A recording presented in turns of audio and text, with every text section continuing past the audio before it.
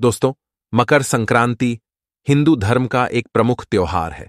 पौष मास में जब सूर्यदेव मकर राशि में प्रवेश करते हैं, तभी इस पर्व को मनाया जाता है। इस वर्ष यह पर्व 15 जनवरी को मनाया जाएगा।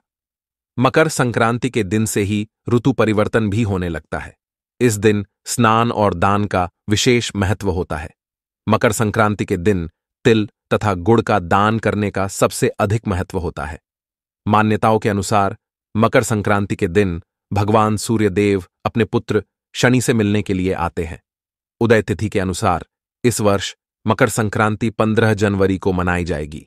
इस दिन सूर्य रात 2:54 पर मकर राशि में प्रवेश करेंगे। मकर संक्रांति से जुड़ी एक प्राचीन कथा का उल्लेख पुराणों में मिलता है। कथा के अनुसार मकर संक्रांति के दिन गाय की सेवा करने का बहुत अधिक महत्व होता है। इस दिन गाय को कुछ चीजें जरूर खिलानी चाहिए, जिससे सूर्यदेव की विशेष कृपा प्राप्त होती है। इस दिन अन्य कुछ महत्वपूर्ण उपाय भी अवश्य करने चाहिए। तो चलिए, सबसे पहले हम जानते हैं मकर संक्रांति के दिन गाय को कौन सी चीजें खिलानी चाहिए। दोस्तों, एक बार द्वारका में भगवान श्री कृष्ण से मिलने के लिए उनके एक सखा आते हैं, जो दूर मध्य देश में निवास करते थे। श्री कृष्ण के मित्र अत्यंत दुखी और दरिद्री थे, इसीलिए वे भगवान श्री कृष्ण के पास गरीबी को दूर करने के लिए उपाय मांगने आते हैं। श्री कृष्ण के मित्र उनसे कहते हैं, हे केशव, मैं अत्यंत दुखी और दरिद्री हूं। कितने ही परिश्रम करने पर भी मुझे अपने परिवार को पालने जितने भी धन की प्राप्ति नहीं हो पाती है। हे द्वारकाधीश, मैं आपके पास धन संपत्ति मांगने नहीं आया हूं, किंतु आप मुझे ऐसा कोई उपाय बताएं जिससे मेरी दरिद्रता दूर हो जाए और मैं अपने परिवार का पालन कर सकूं। मैं किसी लोभ के कारण आपके पास नहीं आया हूं और ना ही मुझे धन चाहिए। मैं तो बस इतना चाहता हूं कि आपकी कृपा सदैव मुझ पर बनी रहे। कृपया मुझे मेरी गरीबी दूर करने के लिए कोई उपाय बताओ। मैं जीवन भर आपका ऋणी रहूंगा। मित्र द्वारा इस प्रकार से प्रार्थना करने पर भगवान श्री कृष्ण कहते हैं, हे सखा, मैं सब कुछ जानता हूं, तुम्हारे दुख के बारे में भी और तुम्हारी दरिद्रता का कारण भी, और मैं यह भी जानता हूं कि तुम मेरे पास धन मांगने नहीं आए हो और मेरे द्वारा तुम्हें धन देने पर भी तुम उसे स्वीकार नहीं करोगे। इसीलिए मैं तुम्हारे स्वाभिमान का मान रखते हुए तुम्हें धन तो नहीं दूंगा, किंतु मैं तुम्हें एक उपाय अवश्य बताता हूं जिससे तुम अपनी गरीबी दूर कर सकोगे। तुम्हारी दरिद्रता का नाश होगा और तुम्हें अपार धन संपत्ति की प्राप्ति होगी। हे मित्र, इस अत्यंत महत्वपूर्ण धन प्राप्ति के उपाय को बताने से पूर्व मैं तुम्हें एक महान कथा सुनाता हूं, जिससे सुनने मात्र से ही तुम्हारी सभी मनोकामनाएं पूर्ण हो जाएंगी। और जो उपाय मैं तुम्हें बताने जा रहा हूं, उस उपाय को करके तुम्हारी दरिद्रता भी दूर हो जाएगी। इसीलिए इस कथा को तुम ध्यान से सुनो। इस कथा में मैं तुम्हें संपूर्ण मनोकामनाओं को पूर्ण करने वाली कामधेनु माता की कृपा प्राप्त करने का उपाय बताऊंगा। तुम्हें नित्य केवल एक चीज गौ माता को खिलानी है। ऐसा करने से तुम्हारी दरिद्रता समाप्त हो जाएगी। हे सखा, प्राचीन काल की बात है। पूर्व देश में एक अत्यंत धनवान सेठ रहा करता था, जिसका नाम था पुष्पराग। उसके पास धन की कोई कमी नहीं थी। उस सेठ की पत्नी नीलावती अत्यंत सुंदर और पतिव्रता नारी थी। सेठ के 5 पुत्र थे और वे सभी अपने पिता के साथ ही उनके कारोबार में मदद करते थे। पुष्पराग का स्वभाव बहुत लालची और स्वार्थी था। उसने अनेकों लोगों की मजबूरी का फायदा उठाकर धन इकट्ठा किया था। उस सेठ ने धन तो बहुत इकट्ठा किया था, किंतु उसने कोई पुण्य के कार्य नहीं किए थे। शास्त्र कहते हैं कि मनुष्य जितना कमाता है, उसका 1 भाग उसे दान करना चाहिए, किंतु स्वार्थ और लालच के कारण उस सेठ ने कभी 1 पैसा भी दान नहीं किया था। उसके द्वार पर आए किसी भी भिक्षुक को उसने 1 कौड़ी का भी दान नहीं किया, जिस कारण से उसके पुण्य ना के बराबर थे। फिर एक दिन उस सेठ के घर पर चोर लुटेरों ने हमला कर दिया और उसका सारा धन हड़प लिया। एकदम से लक्ष्मी को खो देने के कारण वह सेठ बहुत निराश हुआ और सदैव चिंता में रहने लगा। चिंता करने के कारण उसके शरीर में नाना प्रकार के रोग प्रकट हुए और वह बीमार होकर घर पर ही पड़ा रहा। धन के अभाव में उसका परिवार गरीबी में जीवन बिताने लगा। उसके बेटे भी खेत में काम करने लगे, लेकिन मेहनत करके भी वे थोड़ा सा ही धन कमा पा रहे थे और अपने परिवार का पेट पाल रहे थे। बहुत दिन बीत गए। उस सेठ की तबीयत दिन ब दिन खराब होती जा रही थी और उसे मृत्यु का भय सताने लगा। उसकी पत्नी उसकी बहुत सेवा किया करती थी, किंतु कोई भी उपाय करके भी सेठ की तबीयत ठीक नहीं हो रही थी। फिर एक दिन उस सेठ के द्वार पर यमराज साधु का भेष धारण करके पधारे और उन्होंने सेठ की पत्नी से कुछ अन्नदान करने को कहा। सेठ की पत्नी का स्वभाव दयालु था, इसीलिए उसने उस साधु महात्मा को घर के अंदर बुलाया और अपने रसोई में जो कुछ भी पड़ा था वह सारा उस साधु को भोजन में खिला दिया। इससे वह साधु अत्यंत प्रसन्न हुआ और कहने लगा, हे माता, आपने आज इस भूखे साधु की भूख मिटाकर बड़ा पुण्य का काम किया। मेरे मन में तुम्हें कोई वरदान देने की इच्छा हो रही है, इसीलिए आज तुम जो भी मांगो उसे मैं निश्चित ही पूर्ण करूंगा। साधु के यह वचन सुनकर उस सेठ की पत्नी ने कहा, हे महात्मा, आपको कोटि कोटि प्रणाम है। हे साधु, कुछ समय पहले हम बहुत ही धनवान थे, किंतु चोर लुटेरों ने हमारा सब कुछ छीन लिया, जिस कारण से हमें दरिद्रता में जीवन बिताना पड़ रहा है। मेरे पति की भी तबीयत खराब हो गई और वे भी मृत्युशैया पर लेटे हुए हैं। कृपया आप कुछ ऐसा उपाय बताएं हैं जिससे हमारे दुख दूर हो जाए।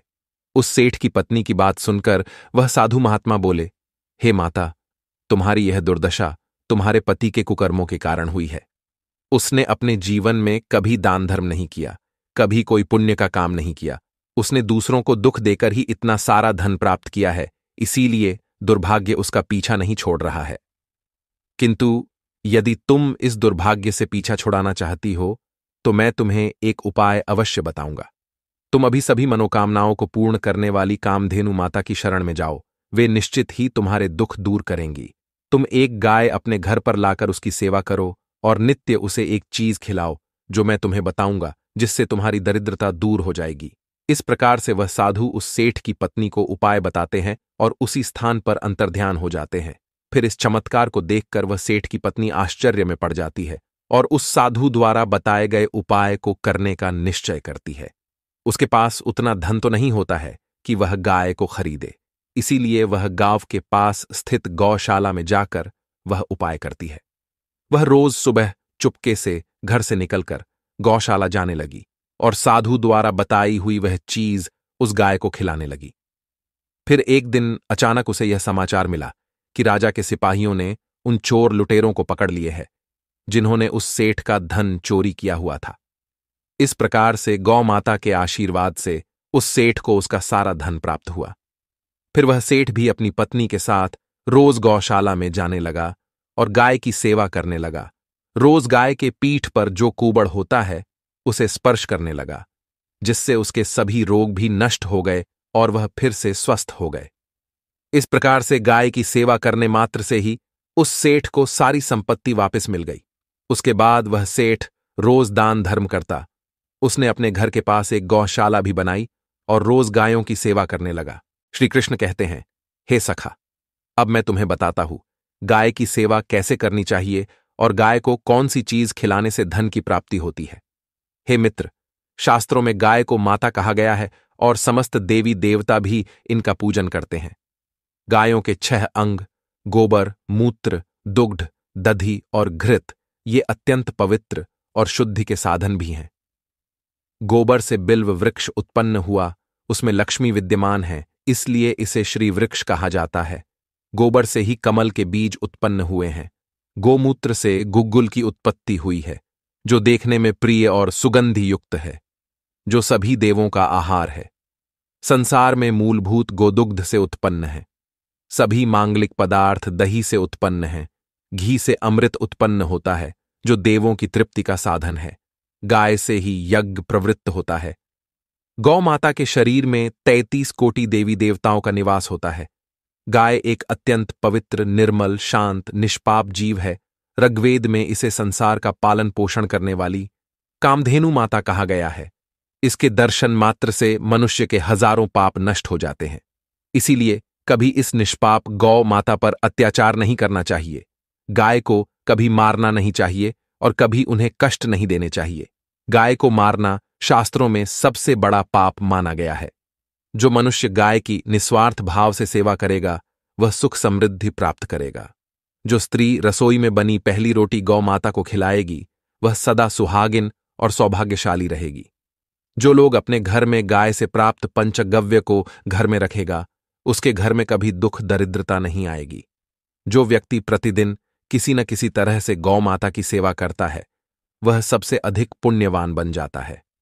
शास्त्रों में गौ माता को मां लक्ष्मी का रूप माना गया है, इसीलिए उनकी पूजा करने से दरिद्रता दूर होती है। प्राचीन काल से ही गौमाता की सेवा और संरक्षण करने की परंपरा चली आ रही है। कई ऋषि मुनि अपनी कुटिया में गायों का पालन करते थे तथा राजा महाराज गायों का दान करते थे। गायों के दान को सबसे बड़ा दान कहा गया है।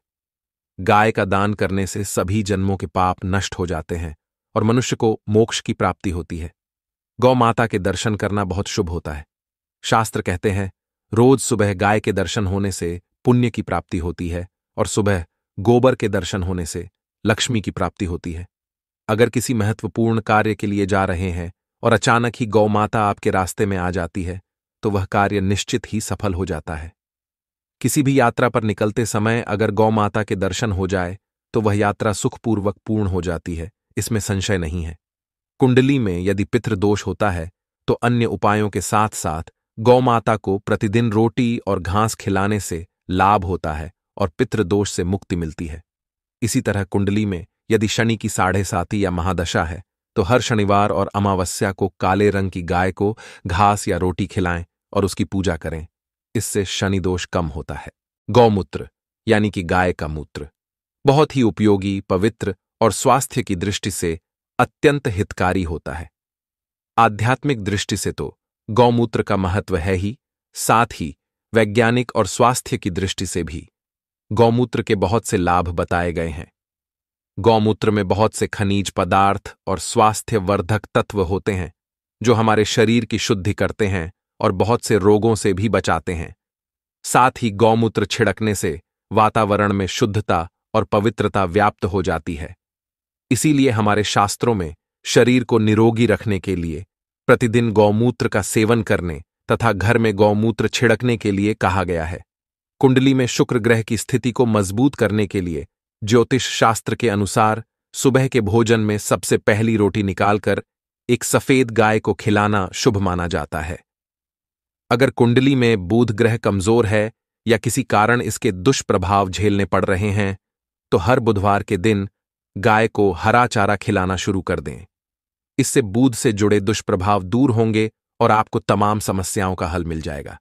अगर कुंडली में मंगल दोष है जिसके कारण आपके जीवन में कई तरह की परेशानियां हैं तो लाल रंग की गाय की सेवा करें। मंगलवार के दिन गाय का पूजन करें और उसे गुड़ और चने आदि खिलाएं। बृहस्पति ग्रह को जीवन के सभी मांगलिक कार्यों का कारक माना जाता है।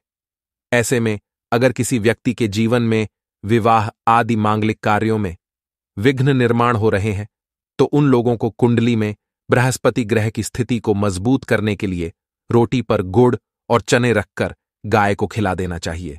इससे शुभ परिणाम प्राप्त होते हैं। अगर घर में अशांति है, लड़ाई झगड़े होते रहते हैं तो घर में सुख शांति बनाए रखने के लिए घर के अंदर गाय के गोबर से बने उपले को जलाना चाहिए और उसका धुआं संपूर्ण घर में फैलाना चाहिए। इससे घर की नकारात्मक ऊर्जा नष्ट होती है और सकारात्मक ऊर्जा में वृद्धि होती है। गाय के दूध, दही, घी, गोबर और गौमूत्र से बनने वाले मिश्रण को पंचगव्य कहते हैं। पंचगव्य को पापनाशक कहा जाता है और हिंदुओं की एक धार्मिक विधि प्रायश्चित करने में इसका उपयोग किया जाता है। पंचगव्य को बनाने वाली सभी वस्तुएं अत्यंत उपयोगी होती हैं, जो स्वास्थ्य के लिए लाभदायक तो है ही, साथ ही औषधीय गुणों से भी भरपूर है। अगर द्वार पर गौ माता आती है तो उसे बिना रोटी खिलाए जाने मत देना, नहीं तो दुर्भाग्य का सामना करना पड़ेगा। क्योंकि जिसके द्वार से गाय बिना कुछ प्राप्त किए लौट जाती है, उसके घर से लक्ष्मी भी चली जाती है। प्रत्येक स्त्री को प्रतिदिन गाय के लिए एक रोटी बनानी चाहिए और प्रेम से गौ माता को खिलानी चाहिए। इससे गौ माता का आशीर्वाद प्राप्त होता है और मन की इच्छाएं पूर्ण होती हैं। कुछ लोग गौ माता को बासी भोजन अथवा जूठन खिला देते हैं। इसे शास्त्रों में पाप माना गया है। आप किसी अन्य पशु को खिला सकते हैं, लेकिन गाय को कभी जूठन नहीं खिलाना चाहिए। भूख लगने के कारण गौ माता उस अन्न को ग्रहण तो कर लेती है, लेकिन इसका पाप उस व्यक्ति को लगता है जो गौ माता को ऐसा बासी भोजन खिलाता है। गाय एक शाकाहारी और पवित्र पशु है, इसीलिए गाय के भोजन में कभी मांस, अंडे आदि चीजें नहीं डालनी चाहिए। ऐसा करने से महापाप लगता है। यदि कुंडली में चंद्र दोष है और जिसके कारण लगातार परेशानी उठानी पड़ रही है, तो रोटी पर सफेद मक्खन, नमक और घी लगाकर गौ माता को खिला दे। यदि शनि दोष है तो आटे में थोड़े काले तिल मिलाकर रोटी बनाकर गौ माता को खिला दे। इससे शनि दोष समाप्त होता है। मंगल दोष को दूर करने के लिए रोटी पर हल्दी लगाकर गाय को खिलाना चाहिए। अगर घर में धन की समस्या है तो गुरुवार के दिन गाय को केले का फल खिलाना चाहिए। इससे दरिद्रता दूर होती है। गौ माता के पीठ पर एक उभरा हुआ कूबड़ होता है। उस कूबड़ में सूर्य केतु नाड़ी होती है। जब भी द्वार पर गौ माता पधारे तो इस कूबड़ को एक बार जरूर स्पर्श करे। इससे जीवन से सभी रोगों का अंत होगा और धन संपत्ति की प्राप्ति होगी। शास्त्रों में कहा गया है, जो मनुष्य तन मन धन से गौ माता की सेवा करता है, वह मृत्यु के बाद वैतरणी नदी को गौ माता की पूंछ पकड़कर पार कर लेता है। उस व्यक्ति की अकाल मृत्यु नहीं होती है और उसे मोक्ष की प्राप्ति होती है। जिस व्यक्ति के भाग्य की रेखा सोई हुई है, अगर वह व्यक्ति अपनी हथेली पर गुड़ रखकर गौ माता की जीभ से चटाता है तो उसकी सोई हुई भाग्य रेखा खुल जाती है और उसका दुर्भाग्य सौभाग्य में परिवर्तित